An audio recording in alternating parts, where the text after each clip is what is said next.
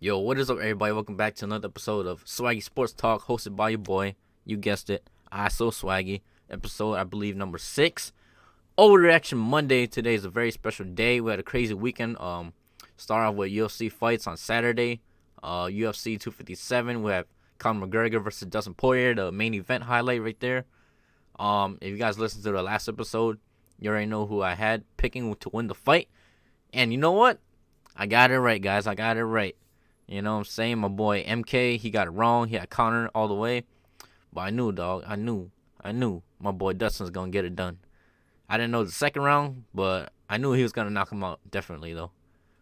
And that was pretty easy for me, you know what I'm saying? But I kind of, like, messed up my parlay on it, though, because I mixed UFC with NFL, and I lost the NFL, so didn't really make much money this weekend, but overall, basically, like, broke even, kind of. So, yeah, let's start off with that. UFC 257. The co-main event, we had Dan Hooker versus Michael Chandler. My boy MK got that one right. He had Michael Chandler winning. I thought Dan Hooker had a chance, but I guess not. Got knocked out in the first round. Got clipped real quick. Boom. Lost his legs and couldn't recover right after that. And Michael Chandler just stormed on him after. Right hands, right hands. Like dirty boxing style on him on the ground. And Dan Hooker just couldn't recover. So, easy knockoff of Michael Chandler. I don't think he deserves a title shot right away because that's his first fight in the UFC. So, I feel like he should fight maybe Justin Gaethje next or Charles Oliveira. So, that fight should definitely be against whoever wins that fight should go against Dustin Poirier because my boy Dustin is the uncrowned champion right now. So far I think Khabib's not like officially retired, so the belt's still like under him, and hopefully somehow they just give the title to Dustin Poirier because he damn well deserves it. Nobody else except for him. He been in the game grinding almost like I think he has like almost 40 fights already in his, UFC. So nobody else deserves it more than him. So especially after his performance against Conor McGregor, ooh, definitely deserves the title shot. Not the title shot, but the title overall. Uh, Speaking of that one, start off pretty like iffy for Dustin because Conor kept on like catching him with that left, the like 1-2s real quick. But then Dustin came with some leg calf kicks, which pretty much ended Conor's night basically. Like dead his legs. Definitely his I think it was his right leg. Yeah, it was his right leg that just went limp, went dead basically. Couldn't like do much after because I don't think he ever like sparred with like trying to like defend that calf kick. I think that's like the first time he ever got hit by that. And Dustin Poirier came up with a game plan, like trying to take him down. Took him down. Couldn't really hold him down, but it worked because it threw off Conor a little bit. He didn't like expect it, being taken down at all, so I kind of like what he did there. And then later in the second round, same thing. Conor couldn't move on his right leg. I'm sorry, his right leg.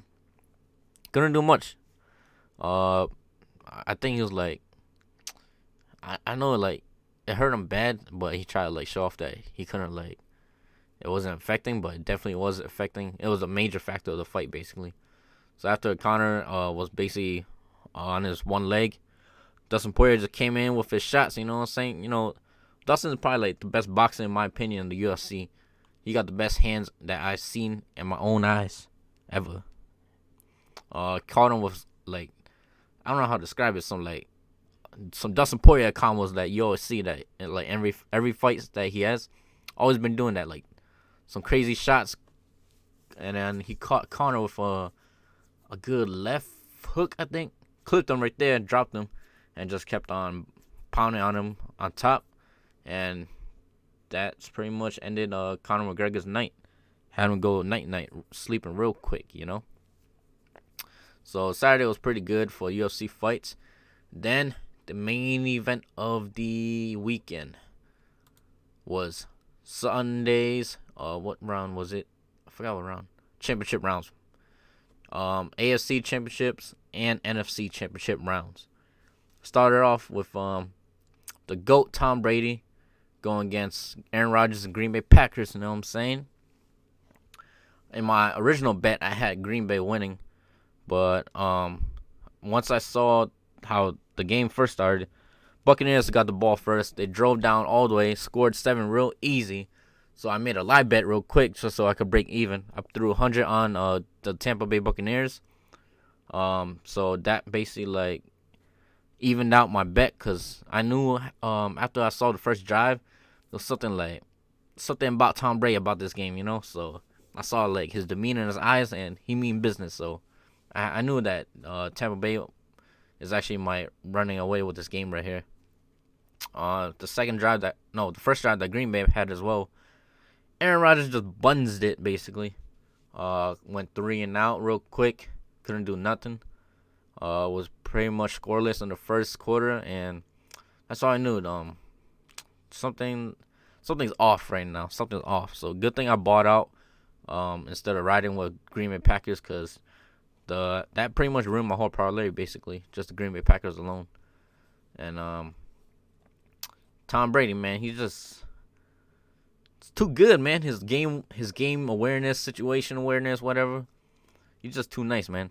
He knows, like, he basically, like, I don't know how to say it, like, he's like a psychic, you know? Like, he knows what's doing, like, what situation he's in, no matter what. I believe, like, before half two, there's a lot of controversy with the Green Bay Packers defensive coordinator. It was like 6 seconds left before halftime. Instead of playing, like, prevent defense, they just went man on at the line, and it was only like 40 yards on the Green Bay Packers side, so you already knew that they're gonna go deep anyway. So I don't get why they didn't play prevent defense, or you know what I'm saying, like 3 deep, something like that, because they got no timeouts. So I highly doubt that they could get down the field that quick, you know. So it's definitely gonna be a Hail Mary call, which it was.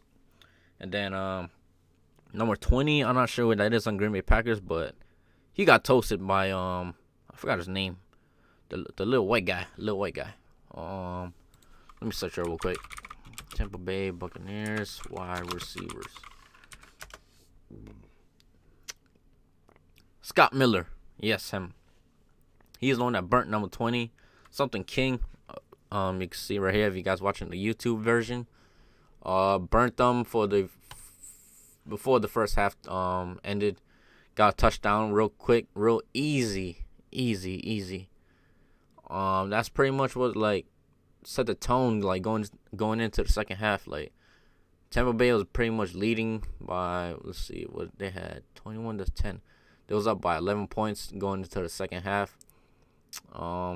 Green Bay kind of came out hot in the second half, but wasn't enough, you know. Like they had a lot of chances too, because Tom Brady threw like 3 interceptions in the second half. Couldn't really get any points translated by the turnovers that they were given. So that one's like, I don't know, like blame Aaron Rodgers or the play caller, but they couldn't get nothing going. Like they only got 1 touchdown in the second half, but that was pretty much it. All the rest was all field goals, you know. Then a big controversy is when the fourth quarter, it was like 2 minutes and a half left in the game. Green Bay was in Tampa Bay's red zone. They went all 3 times, and then coming to 4th down, 4th and 8, they decided to kick the field goal. Yes, the field goal. Why? I do not know why. Because they were down by 8, so they kicked the field goal to be down by 5 instead. But you would never, ever, or should ever in your life give the ball back to Tom Brady. That guy, man, is like, he's a god, man. You don't want to give him enough chances. Like, he already got enough chances.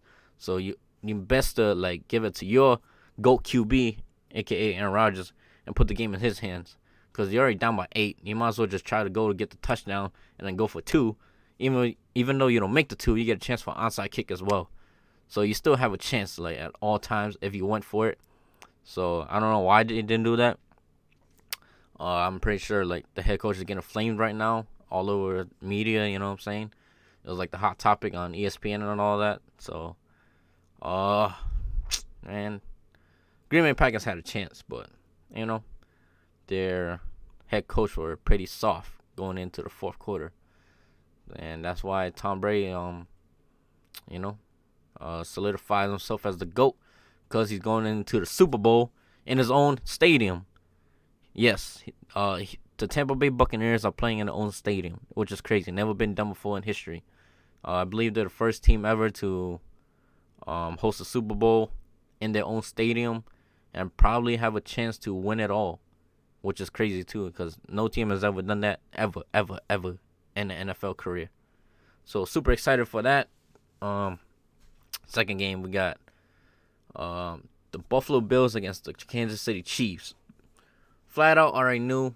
Well, now I didn't already know, but damn, that burps are coming back again. I already knew that KC was gonna win it. Didn't really know like how, but they got it done. It was 24-38. Josh Allen. Actually, the first two drives, the Bills were up 9-0 in the first quarter, so which was surprising because they drove down in their first drive, got a field goal, boom. Then they punted, and then Mecole Hardman muffed the punt, and then disaster happened. Buffalo scored a touchdown off of that, missed the extra point, was up 9-0. Somehow they couldn't manage to keep the lead, so they basically shit the bed right after. Because second quarter came, Pat Mahomes do what Pat Mahomes does, kept scoring touchdowns, basically picking apart the whole defense. Tyreek Hill was shredding them all night, toasting every single cornerback safety they had covering him. Whatever Buffalo Bills are trying to do, it didn't work at all. Tyreek Hill was running a track meet out there. Same thing as Travis Kelce as well. Both guys were like wide open every single time. And I barely saw any pressure on Pat Mahomes either. Like he just sat there in the pocket, moved around a little bit, and just just dumped it down the field to Tyreek or Travis Kelce to make a play, and they all got it done for him. So pretty much a easy game for Pat Mahomes. Wasn't really competitive. Like the Chiefs were up high, like leading 11 points throughout the whole game, and then they just kept like extending their lead easily. They ain't got nobody to stop Tyreek, man. He was running, did some trick plays and all that. I think he had like 140 something yards receiving, which is crazy. I think that was most in franchise history for the Kansas City Chiefs. And Travis Kelce had like 13 receptions as well. I think that's a franchise record for them as well.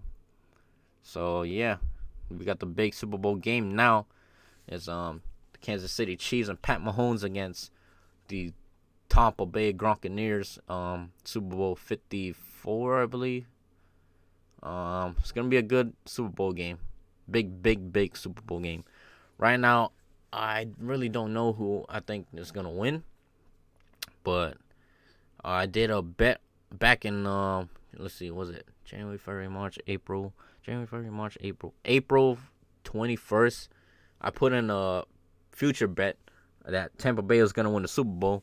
So that's pretty crazy how I kind of like, you know what I'm saying? I kind of predicted it, even though I went against it because I didn't really believe in like the Buccaneers going up to Green Bay in the cold, but I guess it wasn't cold enough for them, so they made it look easy out there. I'm gonna ride with for now. I'm gonna ride with Tampa Bay to win the Super Bowl because I want to win this history. You know what I'm saying? And I want to see Tom Brady like get as much rings as he can. Hopefully he retires soon because you know what I'm saying. Like my Chargers, man, we need to win a ring, man. But this guy Brady, man, it's always in the way somehow. It's always now it's gonna be always Brady and Pat Mahomes that's gonna be like in the Super Bowl lead like every season now. So it's gonna be tough to try to win one, but hopefully this coming year, you know what I'm saying, the Chargers are gonna take the AFC West division and take over. You know what I mean? Dang, who's calling? And hopefully, yeah, man. Hopefully, the Chiefs break up or something like. I want my Chargers to get in the Super Bowl eventually. You know what I'm saying? And speaking of Chargers, you know what I'm saying? I heard a big. Let's see, my boy Daniel Popper. I believe they just officially signed out their whole staff. Daniel Popper, right there. I believe they announced their full signing staff. The Chargers got offensive coordinator Joe Lombardi, former New Orleans QB coach, and then we signed a defensive coordinator Ronaldo Hill, former Denver Broncos DBs coach, and then special teams coordinator Darius Swinton, former Arizona assistant special teams coordinator. So now that we got pretty much everything, super excited what the near future is gonna come. You know what I'm saying? I know a lot of people is tripping about Pep Hamilton not coming back, but I think it's a fresh start. You know what I'm saying? Like, we're gonna have like a whole new staff, so it's basically a whole new team basically right now. So hopefully, like, we won't blow any more leads. Hopefully I could attend to a game sometime this year, if they allow fans somehow, but we'll see. You know what I'm saying? Like, if they want me to take the vaccine, I'll take the vaccine and go. I'll risk my third eye to go to a game, so I wouldn't mind that at all, you know. So what else happened in the NFL? Let's see. And Rappaport. We got the Steelers promote OC Matt Canada as a where's he from? Was this oh, okay, I guess so. He was a QB coach, and then they promoted him to offensive coordinator. I thought the Steelers were gonna sign Pep Hamilton to be the OC for the Pittsburgh Steelers, but I guess not. So I guess they're just gonna hire within. Then Houston Texans update. They got Leslie Frazier. I think he's interviewing tomorrow for the head coaching job in the Texans. So good luck with that. There's a whole lot of like a mess over there going on in the Texans organization, especially with Deshaun Watson. Who knows what's gonna happen with him? Supposedly he wants to go to the Jets. I don't know why he wants to go to the Jets, because the Jets are trash. Everybody knows it. I don't know why he wants to go there. But yeah, not my problem, man. And of course, we got an update for my team, you know what I'm saying? And then let's see. Oh yeah. Word on the street is what's the name? Matthew Stafford. He might end up in Indy.